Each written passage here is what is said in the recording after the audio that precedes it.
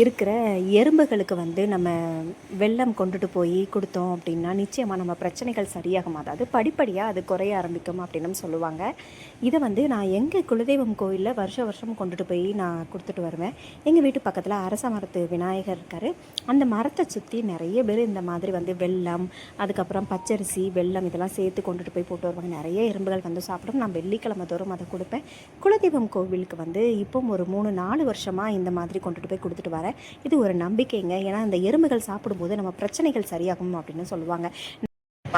எறும்புகள் எந்த கோவிலனாலும் கொண்டுட்டு போய் நம்ம போட்டுட்டு வரலாம் இந்த மாதிரி.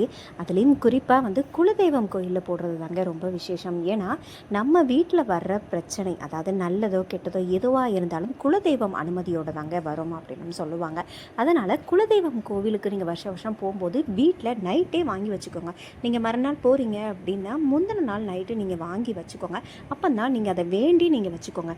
அதாவது என்னோடய பிரச்சனை எல்லாம் இது சரியாகணும் அப்படின்னு சொல்லி உங்கள் குலதெய்வத்துக்கிட்ட வேண்டிட்டு அதுக்கப்புறம் அதை நல்லா பொடி பண்ணி நீங்கள் குலதெய்வம் கோயிலுக்கு கொண்டுட்டு போங்க. போகும்போதெல்லாம் வாங்கக்கூடாது. உங்கள் வீட்டில் ஒரு நாள் ஃபுல்லாக நைட்டு இருக்கணுங்க. அதுக்கப்புறம் நீங்கள் கோவிலில் கொண்டுட்டு போய் அந்த மாதிரி மரம் சுற்றி இருந்துச்சு அப்படின்னா சுற்றி போடுங்க, அல்லது கோவிலை சுற்றி எறும்பு இருந்தது அந்த மாதிரி போடுங்க. கண்டிப்பாக இந்த பிரச்சனைகள் படிப்படியாக குறையும் அப்படின்னு ஒரு நம்பிக்கை. ஏன்னா எங்கள் குலதெய்வம் கோயிலில் இந்த மாதிரி நிறைய பேர் பண்ணியிருக்காங்க. அதுக்கப்புறம் தான் ஒரு 3-4 வருஷமாக நானும் இதே மாதிரி ஃபாலோ பண்ணிகிட்ருக்கேன். எங்கள் குலதெய்வம் வாழைத்தோப்புக்கு நடுவில் தான் எங்கள் கோவில் இருக்குது. அதாவது மெயின் ரோட்லேருந்து உள்ளே கொஞ்சம் காடு மாதிரி இருக்கும். அது ஃபுல்லாகவே வாழைத்தோப்பு தாங்க. எங்கள் குலதெய்வம் சிவன் அப்படிங்கிறதுனால எங்கள் கோவிலுக்குள்ளேயே வில்வ மரம் ஒன்று இருக்குது.